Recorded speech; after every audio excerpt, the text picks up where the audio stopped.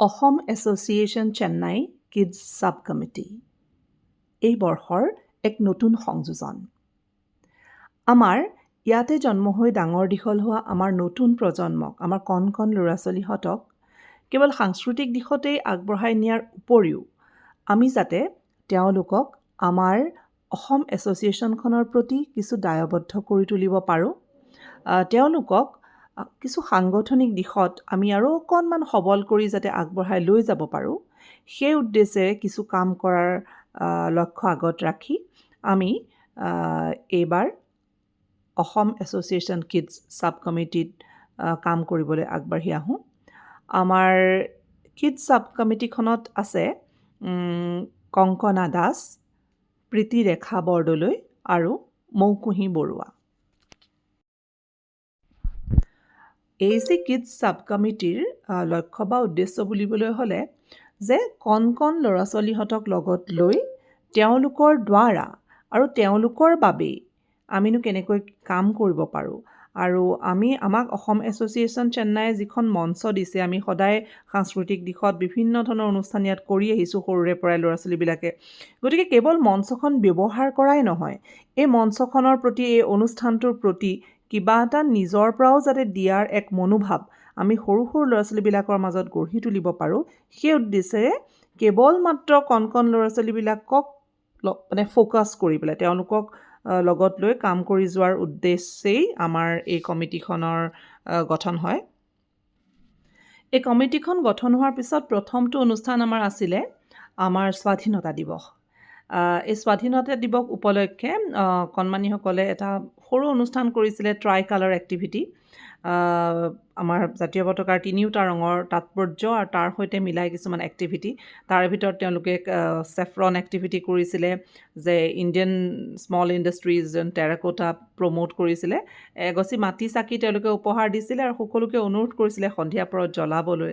তাৰপিছতে হোৱাইট বগা ৰঙৰ এক্টিভিটি কৰিছিলে, মিঠাই বিলাইছিলে। তাৰপিছত তেনেধৰণৰ বিভিন্ন এক্টিভিটি, চক্ৰ এক্টিভিটি আছিলে, স্বচ্ছ ভাৰত অভিযান, যে পৰিষ্কাৰ পৰিচ্ছন্ন কৰি থ'ব লাগে আমাৰ চৌহদ, সেই ধৰণেই তেওঁলোকে আৰম্ভ কৰিছিলে। আৰু তেওঁলোকে যে অনুৰোধ কৰিছিলে যে তেওঁলোকে যি মাটি চাকি, ক্ষুদ্ৰ উদ্যোগ তথা মানে ভোকেল ফৰ লোকেল, গতিকে মাটি চাকি উপহাৰ দিছিলে আৰু শ্বহীদ স্মৰণ কৰি সকলোকে চাকি জ্বলাবলৈ অনুৰোধ কৰিছিলে। আৰু খুব ভাল লগা কথা যে উপস্থিত সকলোবিলাক লোকে সন্ধিয়া পৰত কণমানিসকলৰ অনুৰোধ ৰক্ষা কৰি এগছি বন্তি জ্বলাই সকলোৱে আমাৰ যি AC মেম্বাৰ্ছ গ্ৰুপ তাত দিছিলে। আৰু সঁচাকৈ আমাৰ যিটো প্ৰথমটো এক্টিভিটি আছিলে, সেই এক্টিভিটিটোৱে এনেদৰে সকলোৱে উৎসাহ জনোৱাৰ বাবে পুনৰবাৰ আপোনালোকক ধন্যবাদ জনাইছোঁ। যে সেই যিখিনি ফটো, সেই ফটোবিলাক চাই সঁচাকৈ কণমানিসকলৰ লগতে আমিও আনন্দিত হৈছিলোঁ। এই এক্টিভিটিটোৰ আমাৰ প্ৰধান উদ্দেশ্য আছিল এয়াই যে তেওঁলোকে যে মানে আহি পেলাই অনুভৱ কৰক, কথাখিনি নিজেই যেতিয়া ক'ব, নিজেই ক'লে বেছি একাত্ম হোৱা যায়, আৰু বয়োজ্যেষ্ঠজনৰ আগত কথা কোৱাৰ যি অভ্যাস, সেই অভ্যাস যাতে কিছু কিছু পৰিমাণে গঢ় লৈ উঠে, সেয়েহে তেওঁলোকক এটা সৰু সৰু স্পীচ দিবলৈ দিয়া এনেধৰণৰ এক্টিভিটিৰ কথা চিন্তা কৰা হৈছিল। ইয়াৰ পাছৰটো অনুষ্ঠান আছিলে আমাৰ হেঁপাহৰ জন্মাষ্টমী। তো জন্মাষ্টমীত আমি ভাবিলোঁ কিনো কৰাওঁ, কণমানিসকলক অনুষ্ঠানটোৰ সৈতে একাত্ম হ'বৰ বাবে অনুষ্ঠান এখননো কেনেদৰে আয়োজন কৰা হয়, অনুষ্ঠান এটা আয়োজন কৰিবলৈ যাওঁতে কি কি ধৰণৰ কৰণীয় কাম থাকে, সেইখিনি বুজি উঠিবৰ বাবে তেওঁলোকক কিছুমান ফুলেৰে ৰংগলী বনাবলৈ দিয়া হৈছিলে, সজাবলৈ দিয়া হৈছিলে। আৰু কিনো কৰিব সৰু সৰু ল'ৰা ছোৱালী, তেওঁলোকে কিন্তু খুব সুন্দৰভাৱে সম্পূৰ্ণ নিজা চিন্তাৰে ৰাধা কৃষ্ণ লিখি ফুলেৰে অলপমান ৰংগলী সজালে। তাৰপিছত আমি তেওঁলোকক দিলোঁ যে এনেধৰণৰ অনুষ্ঠানত কিদৰে আমাৰ অসমীয়া সমাজত আদৰ আপ্যায়ন কৰা হয়, যে খাই উঠাৰ পাছত বয়োজ্যেষ্ঠসকলক তেওঁলোকে চফগুটিও বিলালে। তাৰপিছত আমি আৰু এটা চিন্তা কৰিবলৈ দিছিলোঁ যে গ্ৰেটিটিউড, আমাৰ এই অনুষ্ঠানটোত আমাক যিসকলে সহায় কৰিলে, যিসকল আহিলে, অনুষ্ঠানটো পাতিলে, তেখেতসকলক এটা প্ৰসাদৰ টোপোলা সদায় আমাৰ এছ'চিয়েশ্যনে আগবঢ়ায়।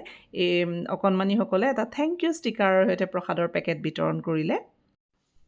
তাৰপিছত আমি এইটো বুজাবলৈ চেষ্টা কৰিলোঁ যে এনেধৰণৰ আমাৰ হেঁপাহৰ অনুষ্ঠানবিলাক আচলতে আমাৰ ৰাইজৰ দান বৰঙণিৰনো কেনেধৰণে চলি থাকে, যে আমিও যে কেতিয়াবা মৰমতে কিবা এটা দিব পাৰোঁ, সেই বস্তুটো বুজি পাবৰ কাৰণে আমাৰ ছাব কমিটিৰ সদস্য কংকনা, প্ৰীতি আৰু মৌকুহি আমি মিলি এটা অকণমানি ফাৰ্ষ্ট এইড বক্স, যিটো আমাৰ নাছিলে, এনেধৰণৰ অনুষ্ঠানবিলাকত আচলতে দৰকাৰ হয়, এটা থাকে সাধাৰণতে। গতিকে আমি ভাবিলোঁ সেইটোৱে উপহাৰ দিওঁ, আৰু সেই উপহাৰ যিটো বক্সটো আমি কণ ল'ৰা ছোৱালীহঁতৰ হাতেৰে আমাৰ এছ'চিয়েশ্যনৰ সভাপতি শ্ৰদ্ধাৰ দীপ গোস্বামী দাদা আৰু সম্পাদক শ্ৰদ্ধাৰ গৌতম দেৱী দাদাৰ হাতত আমি অৰ্পণ কৰিছিলোঁ। তো এনেধৰণৰ কিছুমান সৰু সুৰা ভাল লগা এক্টিভিটিৰে তেওঁলোকক বুজাবলৈ চেষ্টা কৰিছিলোঁ যে সামাজিক অনুষ্ঠানত কেনেদৰে কাম কৰা হয়। ইয়াৰ পিছৰটো অনুষ্ঠান আমাৰ আছিলে সুধা কণ্ঠ, ডক্টৰ ভূপেন হাজৰিকাৰ শ্ৰদ্ধাঞ্জলি অনুষ্ঠান। এই অনুষ্ঠানত আমি ভাবিলোঁ যে তেখেতে আমাক কৈ গৈছিলে যে মানুহে মানুহৰ বাবে।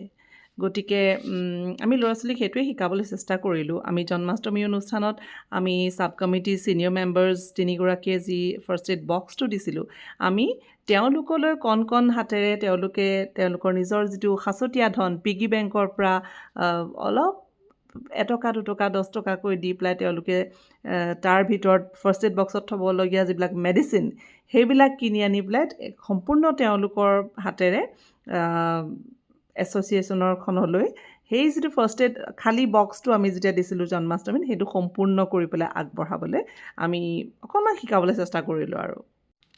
আৰু ইয়াৰ লগতে অন্য ধৰণৰ শ্ৰদ্ধাঞ্জলিৰ কথা ভবা হৈছিলে। তেওঁলোকে যে ৰঙা নীলা হালধীয়া শ্বীটবিলাক যে সকলোৰে গাত দেখিছে, কণমানিবিলাকে আচলতে সকলোৰে তাত উপস্থিত থকা প্ৰত্যেকৰ মাজত বিলাইছিলে, আৰু প্ৰত্যেককে ভূপেনদাৰ নিজৰ যিটো তেখেতলোকৰ প্ৰিয় গীত, সেই গীতটিৰ এটি কলি লিখি পেলাই শ্ৰদ্ধাঞ্জলি জনাবলৈ অনুৰোধ কৰিছিলে, আৰু প্ৰত্যেককে সেই কলিটো নিজৰ গাত ষ্টিক কৰি লৈ পেলাই সেই এক অন্য ধৰণে এক শ্ৰদ্ধাঞ্জলিৰ কথা ভবা হৈছিলে।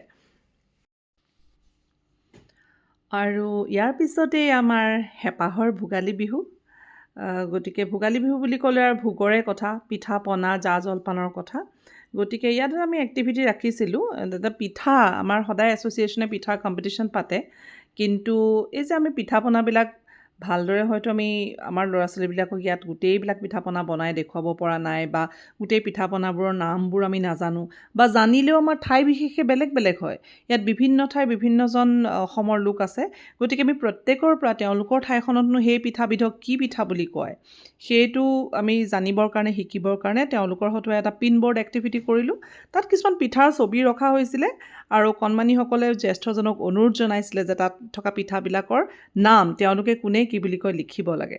আৰু তাৰ লগতে পিঠাৰ মেল বুলি এটা অসমীয়া কবিতা আবৃত্তি কৰিবলৈ তেওঁলোকক এটা মানে গ্ৰুপ ৰিচাইটেশ্যন, আৰু গ্ৰুপত তেওঁলোকে আবৃত্তি কৰিছিলে।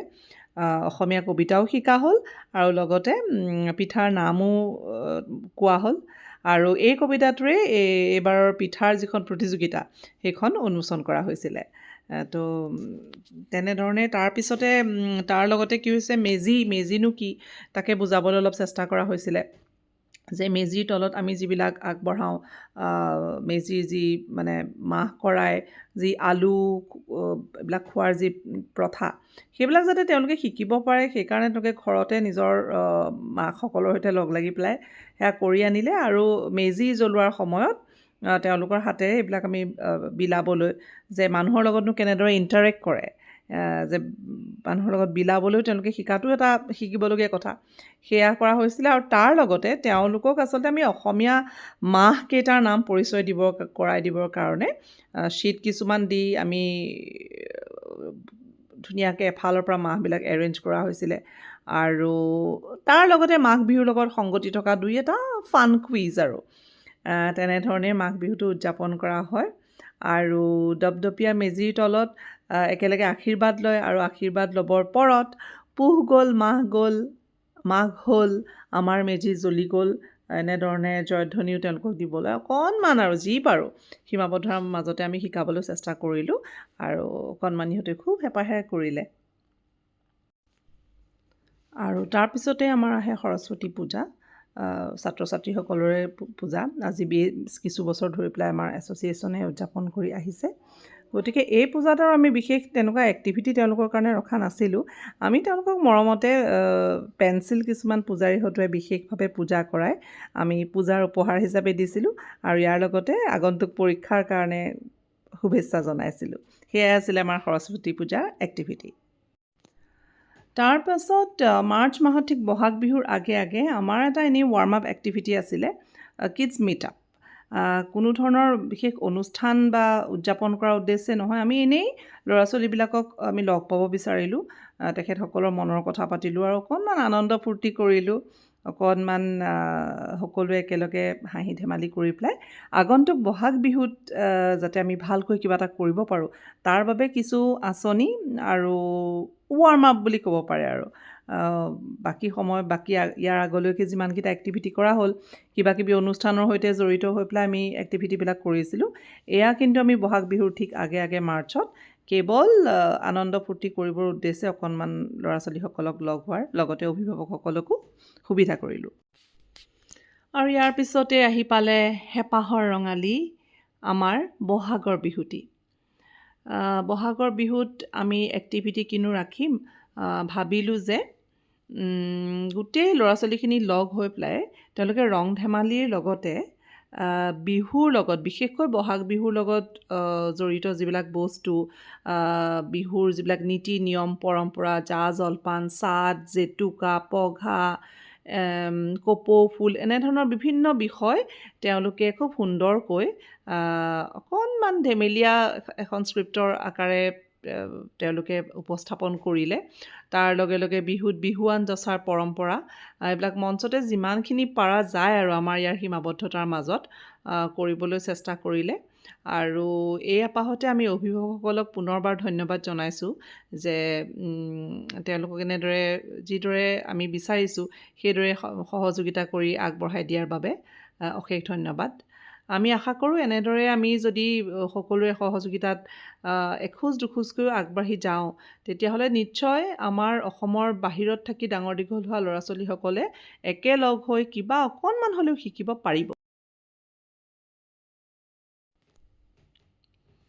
আৰু তাৰপিছত এয়া আমাৰ বিহুৰ পিছৰ অনুষ্ঠান আছিলে যুগান্তৰৰ শিল্পী সোঁৱৰণি সন্ধিয়া। আমাৰ অসমৰ কেইবাগৰাকীও যুগান্তৰকাৰী শিল্পীক সোঁৱৰণ কৰাৰ উদ্দেশ্যে সাংস্কৃতিক সন্ধিয়া আছিলে। আমাৰ এই অসমৰ মহান শিল্পীসকলৰ বিষয়ে ভালদৰে জানিবৰ কাৰণে আমি অনুৰোধ জনাইছিলোঁ ল'ৰা ছোৱালীহঁতক যে তেওঁলোকে একোখনকৈ পোষ্টাৰ নিজে চাই তেখেতসকলৰ ফটো, তেখেতসকলৰ বিষয়ে 2-4টা কথা লিখি পেলাই ধুনীয়াকৈ এটা কৰ্ণাৰ সজাবলৈ দিছিলোঁ আৰু খুব ধুনীয়াকৈ তেওঁলোকে এই কৰ্ণাৰটো সজাই তুলিলে। আৰু আমি আশা কৰিছোঁ যে এনেধৰণৰ এক্টিভিটিবিলাকে অলপ হ'লেও তেওঁলোকৰ মনত আমাৰ অসমৰ যিসকল এনে মহান মনীষী লোকসকলৰ প্ৰতি আগ্ৰহ জন্মাই তুলিব। অলপ হ'লেও নিজে বিচাৰি খুচাৰি নিজ হাতেৰে যিহেতু পোষ্টাৰ বনাইছে, গতিকে অলপ হ'লেও শিকিব, মনত থাকিব বুলি আমি আশা কৰিলোঁ। আৰু ইয়াৰ পিছতে আমাৰ আহিবলগীয়া এটা এক্টিভিটি আমাৰ আছে। আমি অহা 4 আগষ্টৰ পৰা 4দিনীয়াকৈ এখন কৰ্মশালাৰ প্ৰতি দেওবাৰে, আগষ্ট মাহৰ প্ৰতি দেওবাৰে এখন জ্যোতি সংগীতৰ কৰ্মশালাৰ আয়োজন কৰিছোঁ।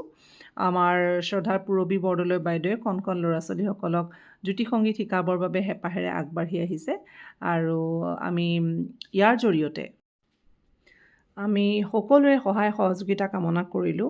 আশা কৰোঁ আপোনালোকে কণ কণ ল'ৰা ছোৱালীহঁতক উৎসাহিত কৰিব, আশীৰ্বাদ কৰিব আৰু ভৱিষ্যতেও আমি সকলোৰে সহায় সহযোগিতাত এনেদৰে আশা কৰাৰ ধৰণে কাম কৰি যাম বুলি আশা কৰিলোঁ।